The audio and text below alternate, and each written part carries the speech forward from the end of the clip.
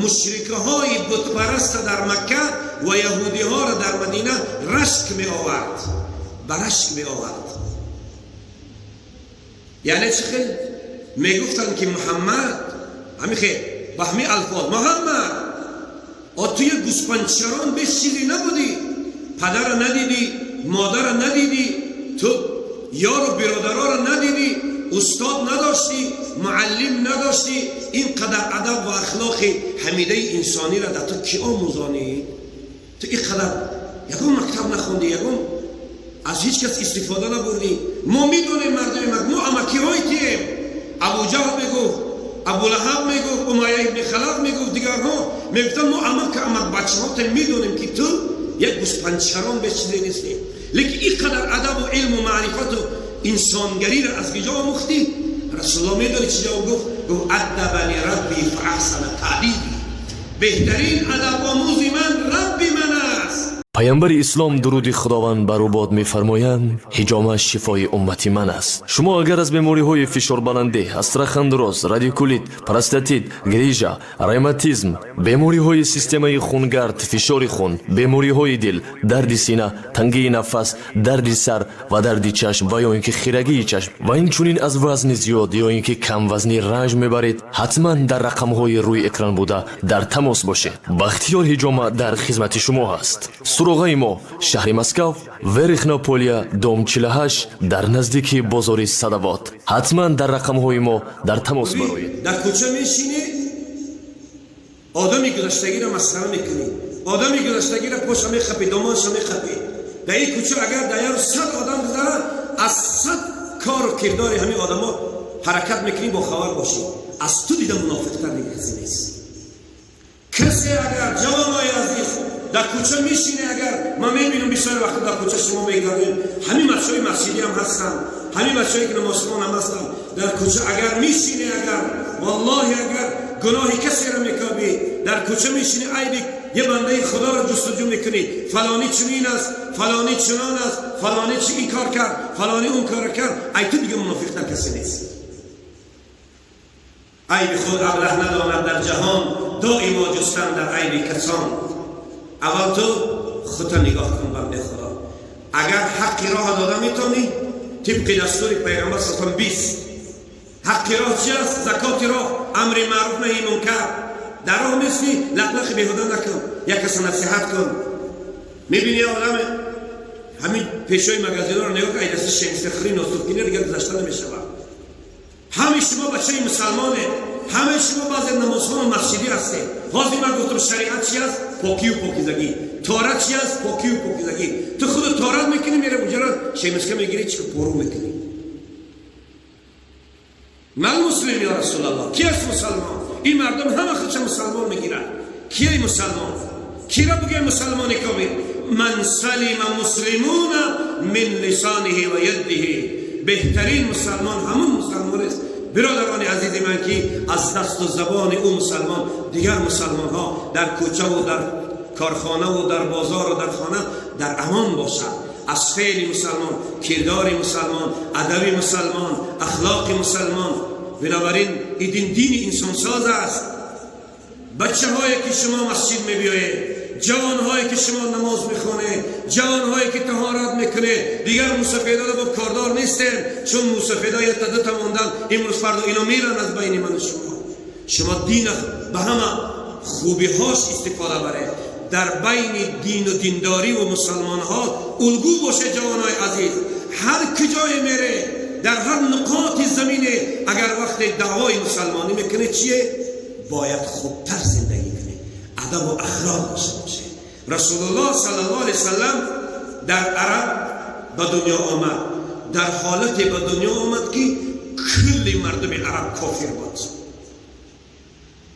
یک تا کلمه گو اقلا نبود و مردم هم در دین شرک ها. در یک مکه مکرمه داخل بیت الله الحرام 360 بت بود. هر یک قبیله به خودش یک بتی داشت، نامهای گوناگون کردی. و اگر مردم دینهای آسمانی اگر بالفرض و تقدیر عبادت میکردن، دین حضرت ابراهیم بود. رسول الله خودشان پیش از آن که پیغمبرشان در دین ابراهیم خدا را عبادت میکرد در حالت جوانیش. لیکن او را وقتی پیغمبر که خداوند در سن 40 سالگیش ادب و اخلاق حمیده انسانی محمد صلی الله علیه وسلم مشرکه های بت پرست در مکه و یهودی ها را در مدینه رشک می آورد، برشک می آورد. یعنی چه خیلی می گفتن که محمد همین خیلی با همین الفاظ محمد توی گوسپندچران به چیزی نبودی، پدر را ندیدی، مادر را ندیدی، تو یار و برادرها را ندیدی، استاد نداشتی، معلم نداشتی، اینقدر ادب و اخلاق حمیده انسانی را در تو کی آموزانی؟ تو اینقدر یکم مکتب نخوندی، یکم از هیچ کس استفاده نبردی. ما میدونیم مردم ما امکی های تیم، ابو جهل میگفت، ابو لهب میگفت، امیه ابن خلف میگفت، دیگرها میگفتن ما امک بچه ها تیم میدونیم که تو یک گوسپندچران به چیزی نیستی. لیکن اینقدر ادب و علم و معرفت و انسانگری را از کجا آموختی؟ رسول الله میدونی چی جواب گفت؟ گفت ادبنی ربی فاحسن تعدیبی، بهترین ادب آموز من ربی من است، پروردگار من است. بنابراین خداوند هیچ پیغمبر از ادب و اخلاق در کتاب‌های آسمانیشان چی تعریف نکرد مگر محمدی زیبا صلی الله علیه وسلم.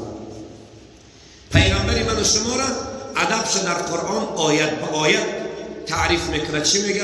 و انک لعلی خلق عظیم، تو را ما دارای خلق عظیم کردگی هستیم که هر کسی بینه چی رشکش میآید.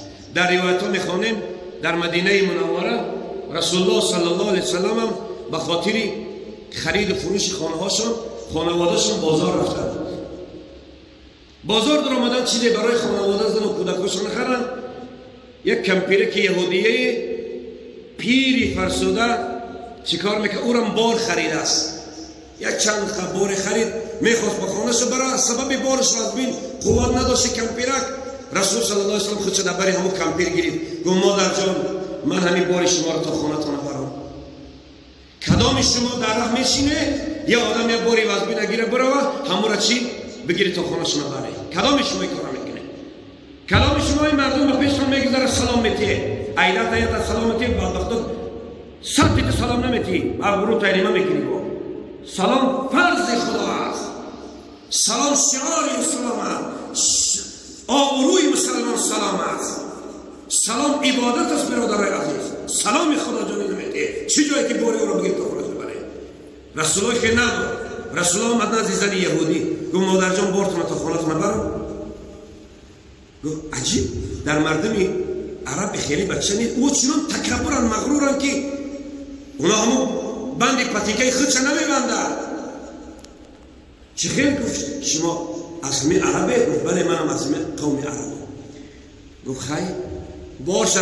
رسول الله گرفت، رسول الله سفیر خدا وزیر خدا محمد ابن عبدالله باری کمپیره گرفت تا خونه‌ش بود. وقتی در خونه‌ش در آورد ماند و بازگشت، کمپیره گفت که بچه جان بیست، گفت من بادا غلام نباشی، یگان ارواکشی بازار نباشی، یگان سمکت بودیم مزدکاری. گفت نه مادر جان من به خاطر مادر بودنت این خدمت برای تو کردم. خیلی گفت نصیحتت کنم. گفت باشه نصیحت بکن. گفت نصیحت همینه که آیا خبرداری که در مکه مکرمه غلغله میگم پیغمبر آخر زمان به دنیا آمده است، فلان میامدن در مدینه منوره غلغله، میگم پیغمبر آخر زمان از مکه به مدینه آمده، همین غلغله ها شنیده ایستاده؟ گفت بله. گفت بچه جان، گفت آگاه باش پیش قپه ایده نخوری که از این دیده ساحرتر از محمد دیده جادوگرتر دیگه کسی نیست. سحر شنان به قوت است که هر کی که یک بار صحبت کنه الکی در سحر امید راید. محمد ساحر است، احتیاط کن در سحر او و نخوری. رسول الله آبی چشم از چشم مبارک سرشار ریختن گرفت. این مادر دید که رسول الله میگیرید، گفت که بچه جان، گفت آیا اگه به خطا زدم که تو گریه میکنی من نصیحتت کردم؟ گفت نه مادر جان من دلم برای تو میسوزد. گفت چرا دلت برای من میسوزد؟ گفت همون محمدی که تو نفرت داری از او، مردم از رسالت من میکنی، همون محمد منم. گفت که باری که از خانت از بازار تا خانت آوردم. گفت محمد این عدد و تو که آموخت که بار یک زن از خانش بی از بازار تا خانش بیاری. گفت ادبنی ربی فاحسن تأدیبی. من مادر ندیدم. گفت مادر من پدر ندیدم. گفت تعلیم و تربیه و راحت و لذت مادر دیدگی نیستم. خدا به من بگه والوالدین احسانا. من پدر و مادر نیکویی کنه. من به این خاطر تو رو نیکویی کردم، احسانت کردم. گفت کلمه ما عرض کن اشهد ان لا اله الا الله و اشهد ان محمدا رسول الله. در حال مادر مسلمان شد، خودش در آغوش رسول الله پرداخت. این ادب است، این اخلاق است. بنابراین بچه مسلمان شما عزیزان باید خوش ادب باشه، باید خوش اخلاق باشه، کلانتران را حرمت کنه، پدر و مادران را حرمت کنه، پدر و مادران را عزتداری کنه. آنهایی که پدر و مادرات هست والله بهترین نعمت در دست من است، احترامشون را بجا بیاره. آنهایی که پدر و مادرات مردن در حقش دعا کنه. دعا کردن هم احسان بر پدر و مادر کردن است.